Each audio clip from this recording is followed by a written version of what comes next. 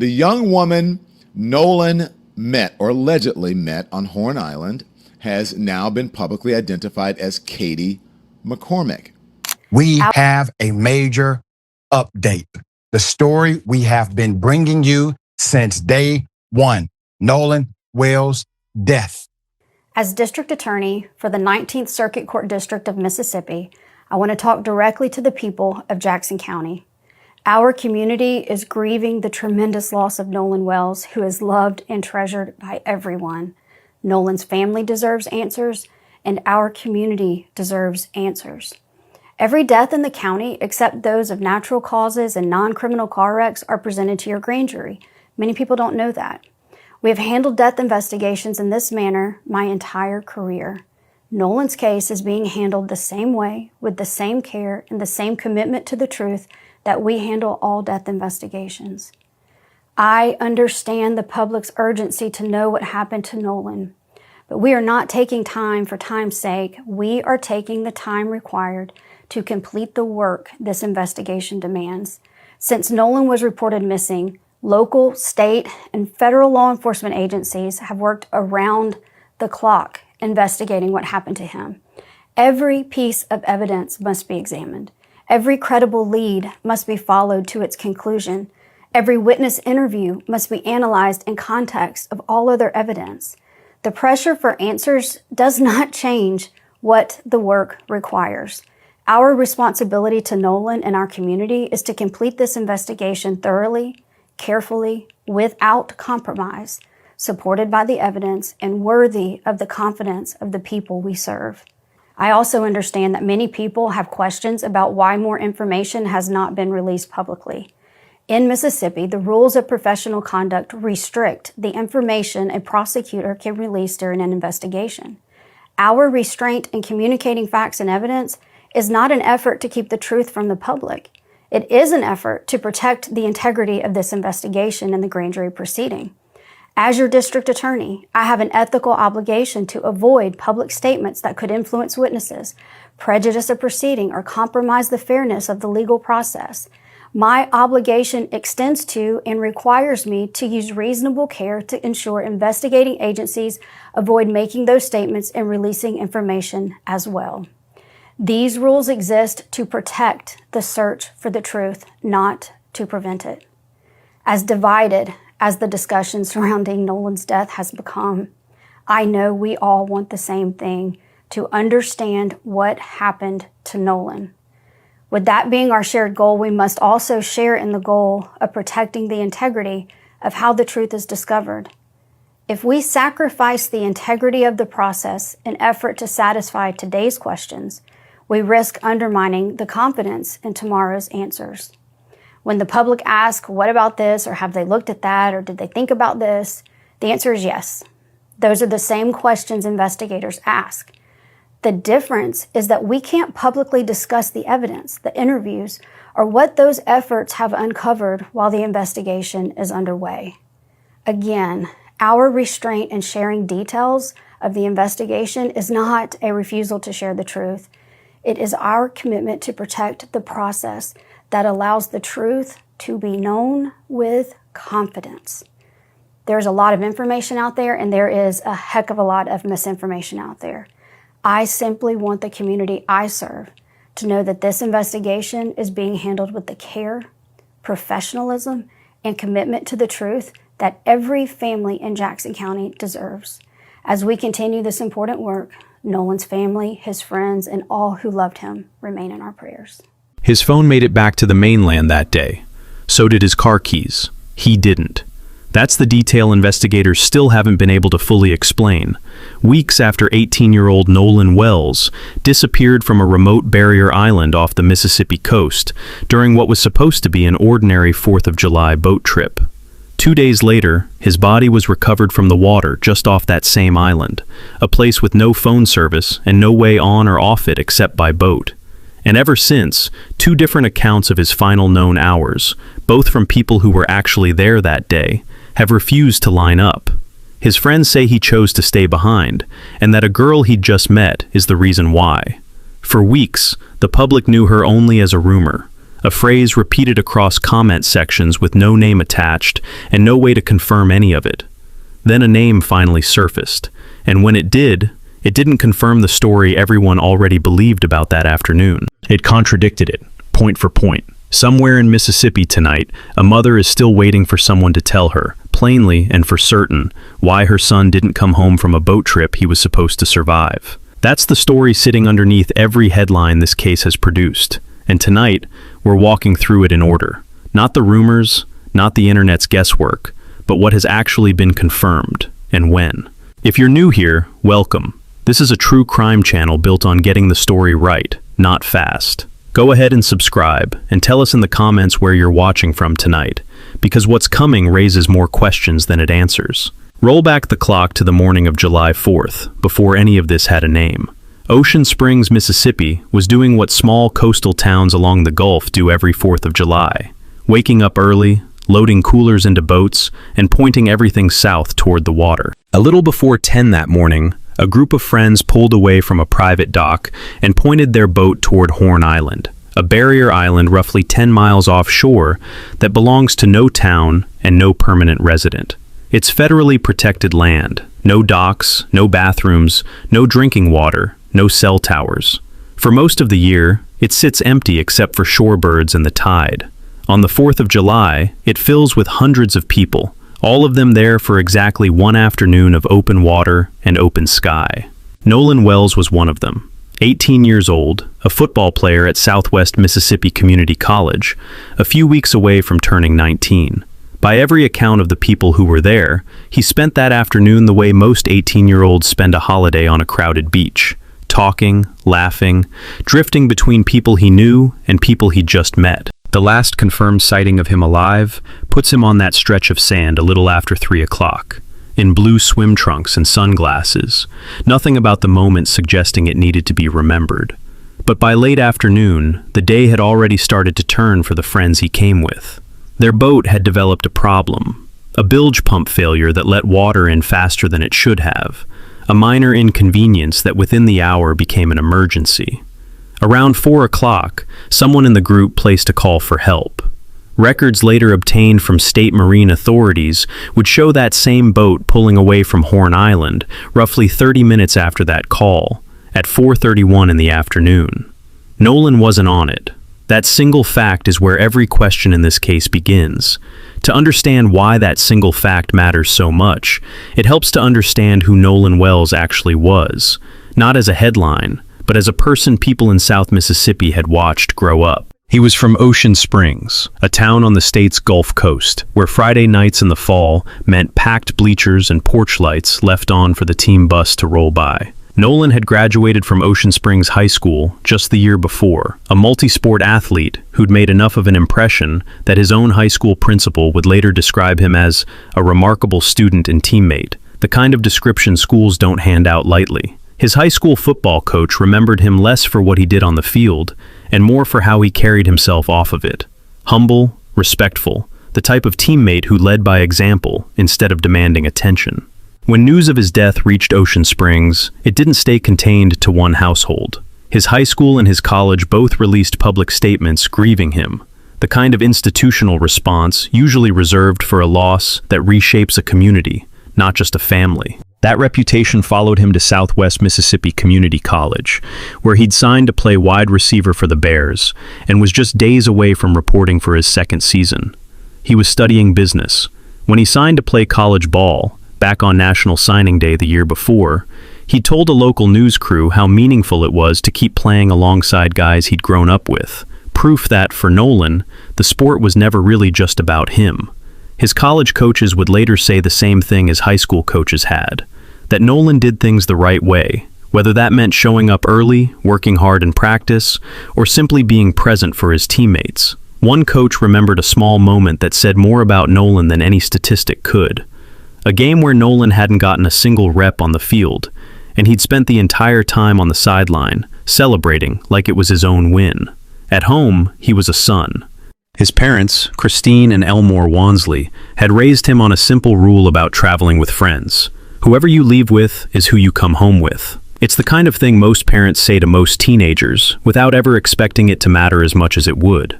On July 4th, none of that history was on anyone's mind. It was a holiday.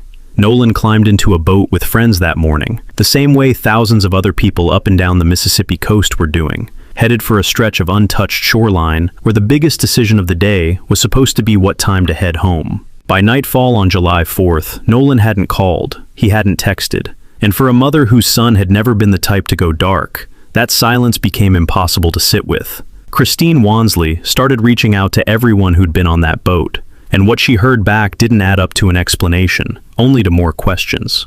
She reported him missing to authorities that same night. That night stretched into one of the longest of her life. Phone calls that went unanswered. Friends who didn't have real answers, only fragments. He'd been on the island. He hadn't come back with them. Someone thought he'd catch another ride. None of it was reassuring. All of it was vague in exactly the way that makes a parent's imagination run in the worst possible direction. What followed was a search that stretched more than 40 hours across some of the most unforgiving terrain on the Mississippi coast. The Coast Guard was notified. The state's Department of Marine Resources launched a patrol vessel from the harbor in Biloxi at 8 the next morning, tracing a path toward the northwestern tip of Horn Island, the last place anyone could put Nolan with any confidence. Nolan's father, Elmore, went out to the island himself, alongside his son's football coach, combing a stretch of coastline with no shelter, no cell signal, and currents strong enough that even confident swimmers had drowned there before. On the morning of July 6th, the search ended the way no family ever wants it to. A National Park Service ranger came across a body along the island's shoreline. Hours later, the county coroner confirmed through dental records what everyone had already begun to fear. It was Nolan. That same day, Jackson County Sheriff John Ledbetter became the first official voice to speak publicly about the case. His message was careful and deliberately incomplete. Detectives, he said, were interviewing everyone who'd had direct contact with Nolan that day, and based on what they'd found so far, nothing pointed to foul play, though he was careful to call that a preliminary read, not a conclusion, with the investigation still very much open. It wasn't much, but for a family and a community desperate for anything to hold on to, it was something. Records later obtained from state marine authorities show that an account of what happened had actually taken shape even earlier than that, inside the sheriff's office itself, in the first hours after Nolan was reported missing. A department lieutenant, relaying what deputies had gathered from Nolan's friends, wrote that the group said he'd been in the company of an unidentified young woman when they left the island, and that he'd chosen to remain there. Based on what deputies had heard at that point, the same report noted, there was no reason to suspect any kind of water emergency. The working theory inside the department, at least initially, was that Nolan had simply caught a ride back with someone else and didn't have his phone on him to check in. That internal note, written before any of these details were public, is the earliest evidence that the account, which would later circulate online, didn't start as a rumor. It came from inside the investigation itself. As investigators worked, a fuller version of events began to take shape, one built almost entirely on what Nolan's friends told police. Nolan had arrived at the island that morning with a small group, among them a friend named Warren Hudson. According to Hudson and another friend who was there that day, Trayston Shepard, their boat developed a mechanical problem in the mid-afternoon, the same bilge pump failure that let water in faster than expected. Recovered emergency audio from that afternoon captures the moment clearly. A voice from the boat requesting help, a dispatcher on the other end confirming everyone aboard was accounted for and safe.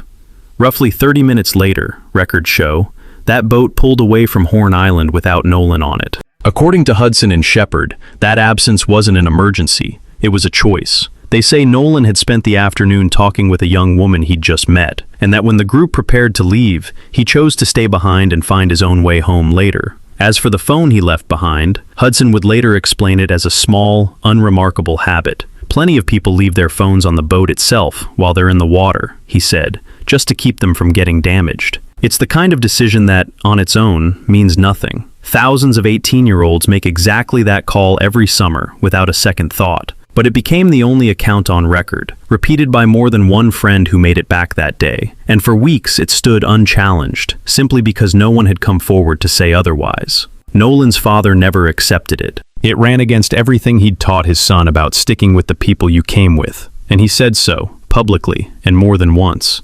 But a father's instinct isn't evidence, and for weeks, instinct was all anyone outside that island had to work with. Then the story the friends had told started to crack. The girl at the center of it had never been named. For weeks, she existed only as a detail in someone else's account, a rumor without a face, filling comment sections and group chats with speculation about who she was and what she supposedly knew. Try to imagine that from the inside. Somewhere out there was a real 19-year-old going about her life, while total strangers argued online about her character, her intentions, her role in a tragedy, without one of them actually knowing her name. That's a strange, modern kind of exposure, existing publicly as a rumor before anyone gets to exist publicly as themselves. That changed when she was finally identified. 19-year-old Katie McCormack, from a community not far from Nolan's own hometown.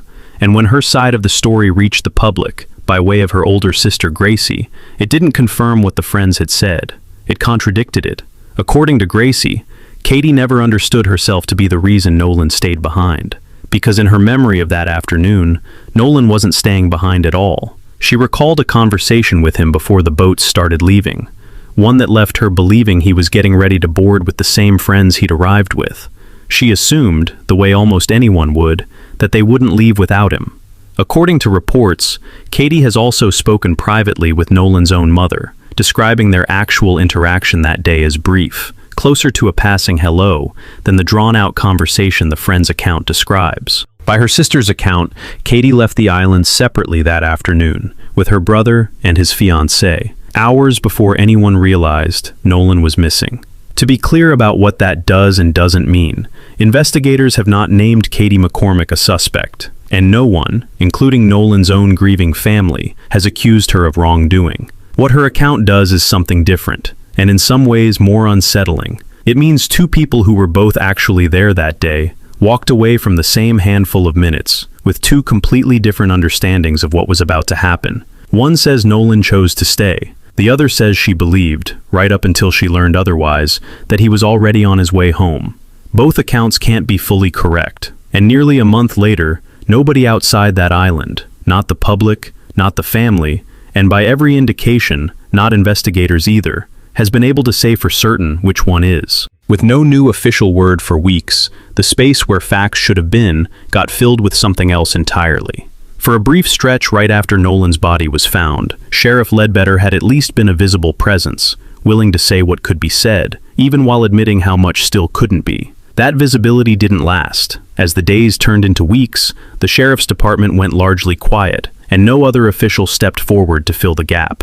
For a public already anxious for answers, that silence read as evasive, even though no one outside Jackson County actually knew why it was happening.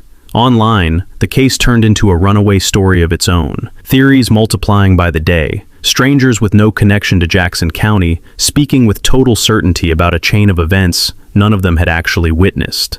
The same two questions kept resurfacing in different forms. Why hadn't more been said, and why was this taking so long? Showing up in comment threads, local Facebook groups, and national headlines covering a story that had started as local news and quickly outgrown it. That's what happens when an unanswered question stays open long enough in public view. People don't wait quietly. They fill the silence themselves.